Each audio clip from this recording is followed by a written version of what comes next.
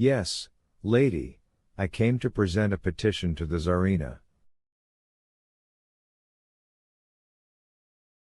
You are an orphan, doubtless you have to complain of injustice or wrong. No, lady, I came to ask grace, and not justice.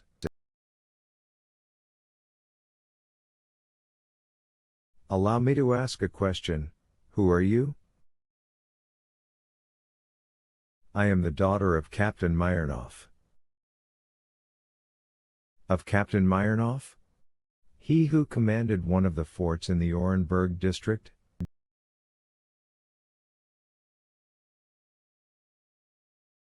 Yes, lady. The lady appeared moved. Forgive me, she resumed, in a yet softer voice, if I meddle in your affairs, but I am going to court. Explain to me the object of your request, perhaps I may be able to help you.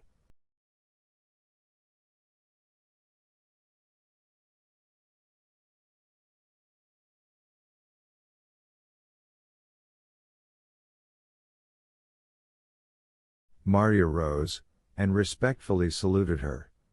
Everything in the unknown lady involuntarily attracted her, and inspired trust.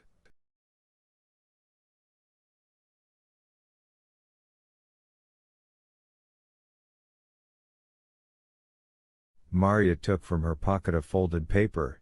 She offered it to her protectress, who ran over it in a low voice.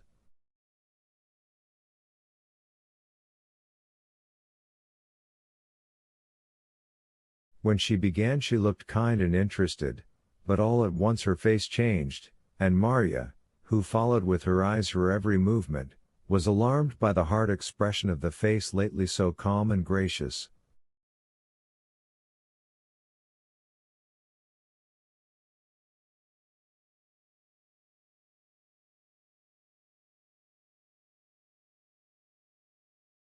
You plead for Grinef, said the lady, in an icy tone. The Tsarina cannot grant him grace. He passed over to the usurper, not as an ignorant and credulous man, but as a depraved and dangerous good-for-nothing.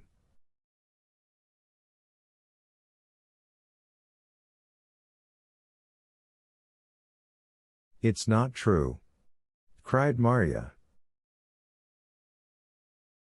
What? It's not true? Retorted the lady, flushing up to her eyes.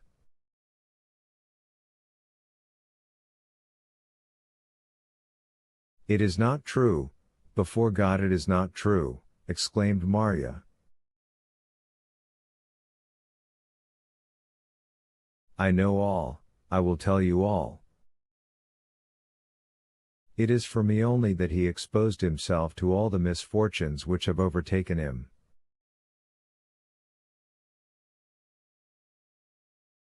And if he did not vindicate himself before the judges, it is because he did not wish me to be mixed up in the affair.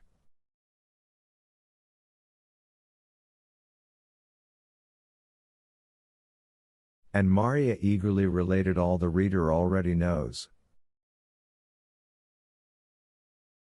The lady listened with deep attention. Where do you lodge?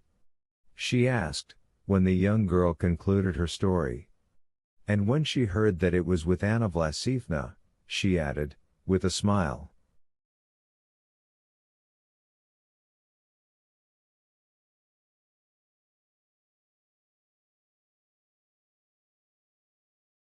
Ah! I know. Goodbye. Do not tell anyone of our meeting. I hope you will not have to wait long for an answer to your letter.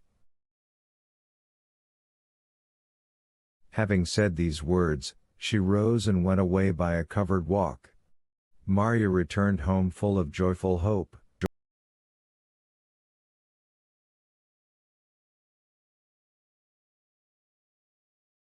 Her hostess scolded her for her early morning walk. Bad, she said. in the autumn for the health of a young girl.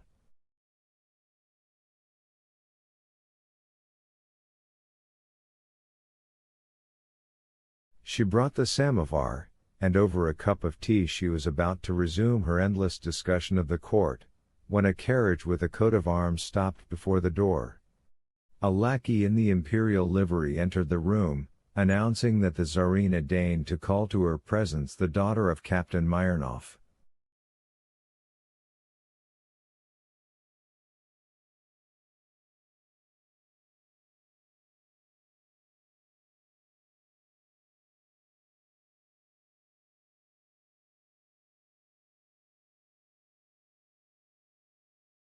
Anna Vlasifna was quite upset by this news. "Oh, good heavens!" cried she, "the Tsarina summons you to court."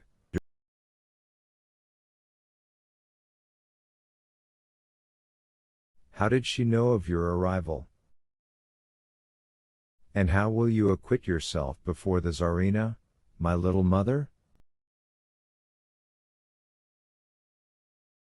"I think you do not even know how to walk court fashion. I ought to take you, or, stay, should I not send for the midwife, that she might lend you her yellow gown with flounces?" But the lackey declared that the Tsarina wanted Marya Ivanovna to come alone, and in the dress she should happen to be wearing.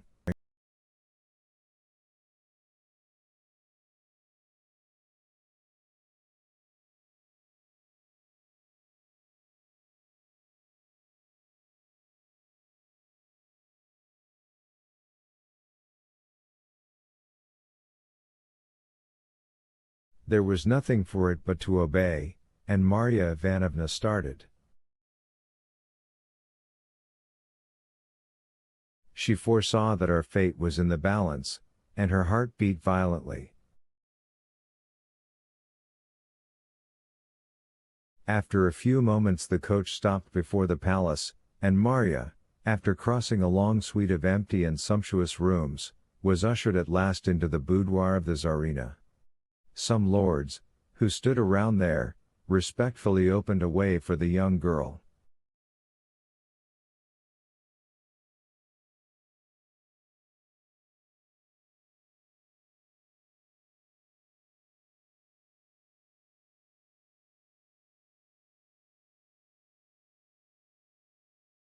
The Tsarina, in whom Marya recognized the lady of the garden, said to her, graciously,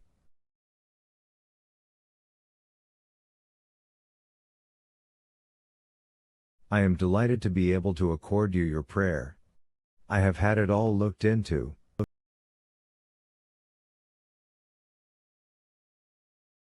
I am convinced of the innocence of your betrothed.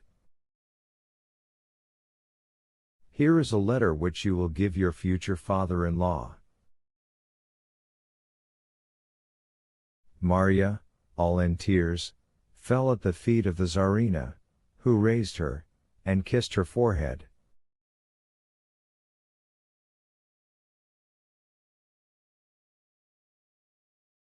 "I know," said she, "you are not rich, but I owe a debt to the daughter of Captain Myrnov.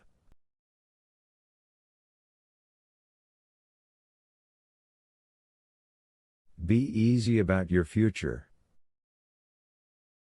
After overwhelming the poor orphan with caresses, the Tsarina dismissed her, and Marya started the same day for my father's country house, without having even had the curiosity to take a look at Petersburg.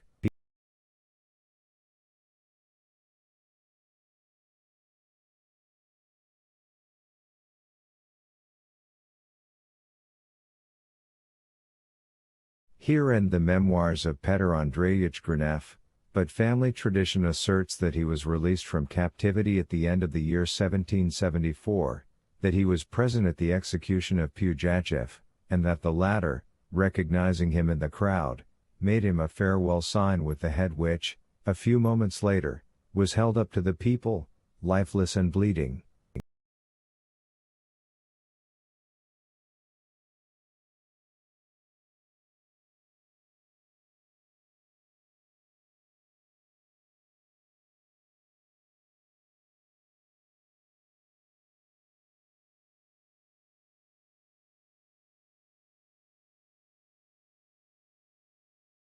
Soon afterwards Petr Andreevich became the husband of Maria Ivanovna.